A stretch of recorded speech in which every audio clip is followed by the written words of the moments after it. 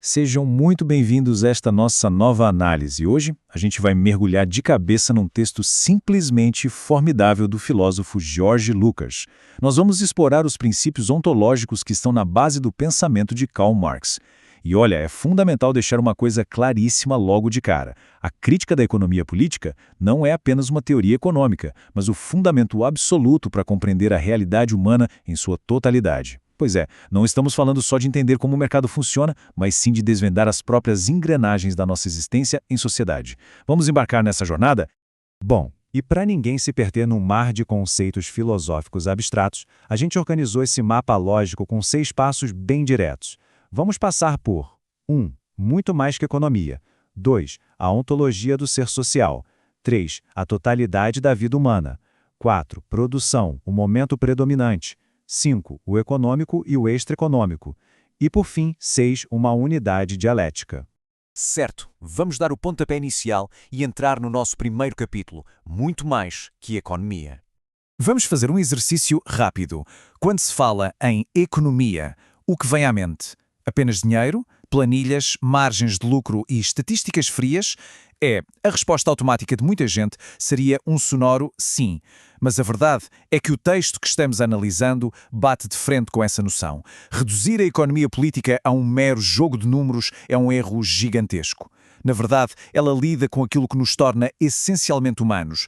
E isso nos leva a um grande embate metodológico. De um lado, existe a chamada visão mecanicista, que trata a economia como uma ciência super rígida, separada da história, operando por causas e efeitos diretos e robóticos. De outro lado, e é aqui que a mágica acontece, temos a visão ontológica. Essa é a grande chave, que faz uma crítica feroz a explicações mecanicistas. Ela mostra que o ser social é uma estrutura fluida. Não tem como separar, por exemplo, o pão que a gente come do nosso desenvolvimento histórico e cultural, percebem? E falando nisso, passamos agora ao nosso segundo capítulo, a ontologia do ser social. Calma, o nome parece complicado, mas o conceito é fascinante. Ontologia do ser social. Em vez de pensar na sociedade como um relógio mecânico cheio de engrenagens sem vida, batendo umas nas outras, a ontologia convida a gente a olhar para a sociedade como um ecossistema biológico superdinâmico.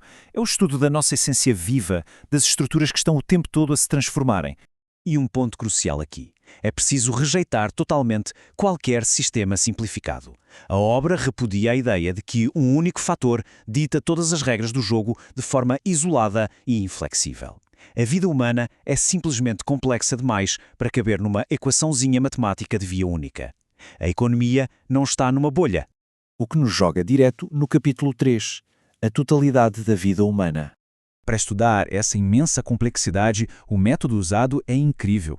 É como montar um quebra-cabeça gigante. Primeiro, a gente olha para o todo imediato, que parece um caos, uma população inteira, por exemplo. Depois, a gente abstrai isso, isola mentalmente até chegar nos elementos mais simples e centrais, tipo o conceito de valor ou trabalho. E aí vem o grande pulo do gato, o retorno. Voltamos para o todo, mas agora aquele caos inicial passa a ser compreendido como uma totalidade concreta, uma teia super rica de relações. Fantástico, né? Agora que pegamos o método, vamos ver o motor disso tudo, no capítulo 4. Produção, o momento predominante. É aqui que a gente consolida aquela ideia de que a crítica da economia política não é apenas uma ciência económica, mas o fundamento para compreender como a produção material atua como o momento predominante na constituição da vida humana. E atenção ao termo, momento predominante. A produção material não é um ditador que controla cada pensamento que a gente tem. Na verdade, ela prepara o palco. Ela constrói os alicerces para a nossa sobrevivência e para a forma como interagimos com a natureza. Sobre esse palco, todo o resto da vida social acontece. Querem um exemplo perfeito de como isso funciona na prática? Imaginem a produção da arte. Primeiro passo, a produção cria o objeto, a obra em si. Segundo passo, ela também cria a forma como essa arte vai ser consumida, as galerias, os museus. Mas o terceiro passo é o mais profundo de todos. A produção molda o próprio sujeito. Ao produzir arte, acaba-se criando um público com a sensibilidade e a capacidade para apreciá-la. Ou seja, a produção molda ativamente quem nós somos. E é com essa visão expandida que a gente entra no capítulo 5, o económico e o extra-económico. Agora, o que é realmente fascinante nesta parte é essa citação clássica: entre direitos iguais, quem decide é a força. Pensem na jornada de trabalho. Nas leis puras do mercado, quem contrata tem o direito de tentar esticar as horas de trabalho ao máximo. Quem trabalha tem o direito igual de tentar limitar essas horas. Então, como a coisa se resolve na realidade? Não é por uma lei matemática, é pela força. A luta, uma força que vem totalmente de fora da economia pura, é o que acaba desenhando as fronteiras do próprio mercado. Para colocar isso em perspectiva, dá uma olhada neste contraste. De um lado, as abstrações como a lei do valor e as trocas de mercado. Do outro, coisas absurdamente reais e humanas, como a moralidade, a ética e o uso da força física. Fica muito claro que o ser social é uma unidade dialética onde o econômico e o extraeconômico se interpenetram constantemente. É impossível separar um do outro. A história está cheia de exemplos assim, e a acumulação originária é o maior deles. Pensemos na transição da velha agricultura feudal para as indústrias têxteis, que davam muito mais lucro. Essa mudança não foi uma negociação pacífica numa mesa de reuniões. Foi uma ruptura extremamente violenta. Uma força puramente extraeconómica expulsou camponeses de suas terras. Ou seja, a força bruta foi o que preparou o terreno e criou as bases para os trabalhadores assalariados modernos existirem. O que nos traz, enfim, ao nosso último passo. Capítulo 6. Uma unidade dialética. É a verdadeira dança dialética. O económico e o extraeconómico não estão se destruindo, eles estão se convertendo um no outro o tempo todo. O poder político molda a economia e o sucesso financeiro gera novas formas de poder.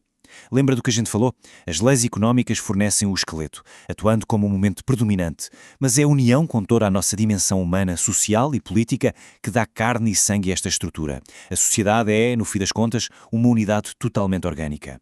E para fechar a nossa análise de hoje, fica uma provocação para a gente levar para casa. Porque a economia política não é uma curiosidade num livro antigo de história, ela é o espelho do agora. Como é que as engrenagens da produção de hoje, junto com as disputas políticas e o poder extraeconômico moderno, estão moldando o nosso ser social neste exato momento? Fica aí essa reflexão fundamental. Até a próxima exploração.